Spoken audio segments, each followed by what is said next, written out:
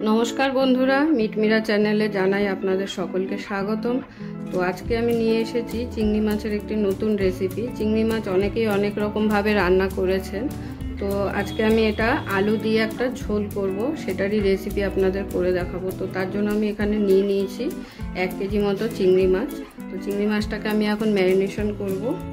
तार जोन्नो दिये दिচ্ছি 1.5 চামচের मतो लवण, काश्मीरी लंका गुड़ो 1.5 চামচ और हलुदेर गुड़ो और एक ही साथे दिए दिচ্ছি एकटू लेबुर रस। सुंदर करे मेखे निয়েছি। এবার এটাকে আমি 15 মিনিটের জন্য রেখে দেব। আরেকটি মশলা আপনাদের রেডি করে দেখাবো আমি। এখানে 6টা আমি কাজু বাদাম নিয়েছি আর কালো সরষে আর দেব 1 চামচের মতো কালো সরষে দিলাম আর 1 চামচের মতোই সাদা সরষে দিয়ে দেব সরষের তেল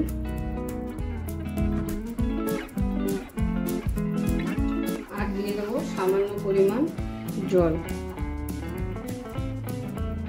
তো আমি এখন এই মশলাটাকে পেস্ট করব। দেখুন আমার পেস্টটা একদম রেডি। তো এইভাবেই পেস্ট করে নিতে হবে। এরপর আমি চলে যাব আলুগুলোকে সুন্দর এরকম ডুমু ডুমু করে কেটে নিয়েছি। কড়াই আমার গরম হয়ে গেছে। এবার আমি দিয়ে দেব সরষের তেল কড়াইতে।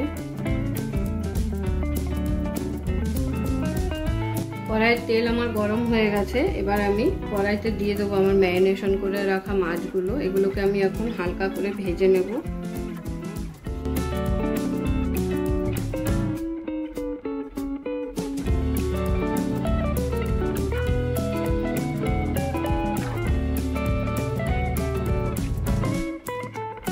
হালকা লাল লাল হলে মাছগুলো আমি তুলে নেব। মাছগুলো বেশি ভাজা যাবে না, কারণ চিংড়ি মাছ বেশি ভাজলে শক্ত হয়ে যায়, তখন খেতে ভালো লাগে না, কোনো স্বাদই পাওয়া যায় না।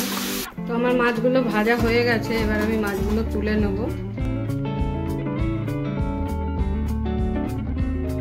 মাছগুলো কিন্তু আমি বেশি ভাজিনি, দেখতেই পাচ্ছেন হালকা করে ভেজে নিয়েছি। এবার আমি দিয়ে দেবো এখানে আলুগুলো, ডুমো ডুমো করে কেটে রাখা আলুগুলো ভেজে নেব।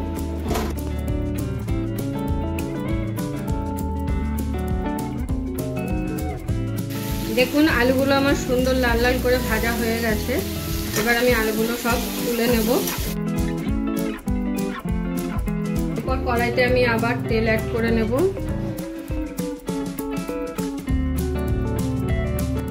তেলের মধ্যে এবার দিয়ে দিচ্ছি গোটা জিরে ফোড়নের জন্য। এখানে ফোড়নের জন্য আর কিছুই আমি ব্যবহার করব না, শুধু গোটা জিরে দিলেই হয়ে যাবে।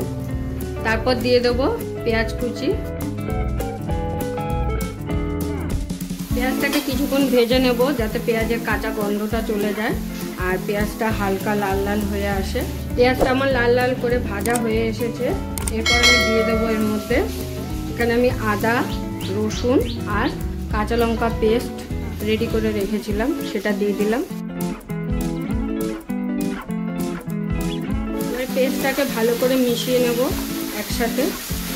আর পেঁয়াজগুলো যাতে তাড়াতাড়ি নরম হয়ে যায় তার জন্য আমি দিয়ে দিচ্ছি সামান্য নুন।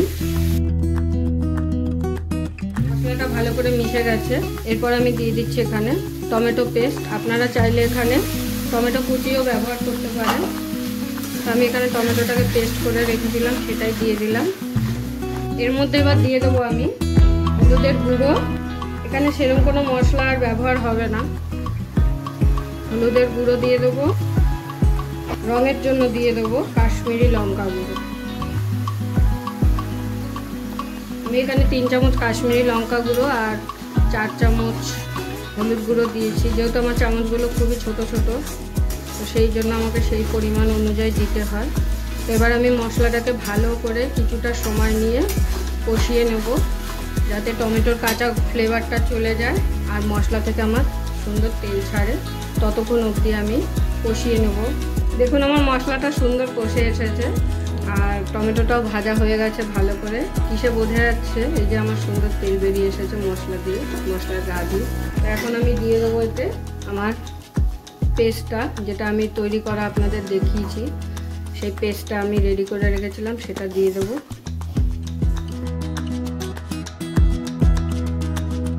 সুন্দর করে সব মশলা একসাথে ভালো করে মিশিয়ে নিয়েছি। এবার আমি দিয়ে দেবো আমার ভেজে রাখা আলুগুলো।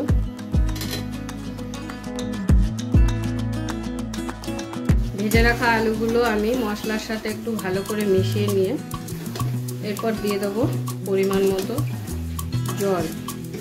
এতক্ষণ কিন্তু আমি কোনো রকম জল ব্যবহার করিনি।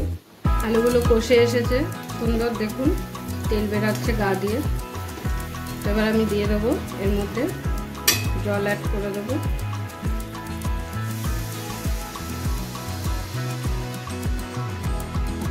জল কিন্তু এখানে বেশি দেওয়া যাবে না, কারণ এটা একটু গামাখা হবে, বেশি পাতলা ঝোল হবে না। চিংড়ি মাছের ঝোল মানে তার মানে এটা নয় যে খুব পাতলা ঝোল হবে। এবার আমি 15-20 মিনিট আলুগুলোকে ফুটতে দিয়ে দেবো।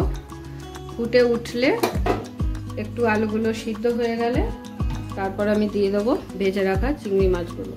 দেখুন আমার ঝোল সুন্দর ফুটে গেছে আর আলুগুলো ভালো করে সেদ্ধ হয়ে গেছে। একটা আপনাদের আমি ভেঙে দেখাচ্ছি। এই যে দেখতে পাচ্ছেন সুন্দর ঢুকে গেল, তার মানে গলে গেছে। তো এর মধ্যে আমি এবার একটু চিংড়ি মাছগুলো অ্যাড করে দেবো, আমার ভেজে রাখা চিংড়ি মাছগুলো। ভেজে রাখা চিংড়ি মাছগুলো এবার আমি দিয়ে দিচ্ছি। তো ভেজে রাখা চিংড়ি মাছগুলো দিয়ে দেওয়ার পরে কিন্তু আমি আর বেশিক্ষণ ফোটাবো না, 5 থেকে 6 মিনিট ফুটিয়েই আমি এবার নামিয়ে ফেলবো, নাহলে কিন্তু চিংড়ি মাছ শক্ত হয়ে যাবে। চিংড়ি মাছের ঝোল আমার একদম রেডি।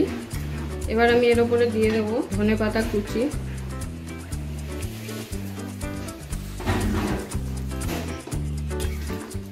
আপনাদের যদি ভিডিওটা ভালো লেগে থাকে তাহলে অবশ্যই ভিডিওটা লাইক করবেন এবং এরকম আরও নতুন ভিডিও দেখার জন্য আমার চ্যানেলটা সাবস্ক্রাইব করে দেবেন।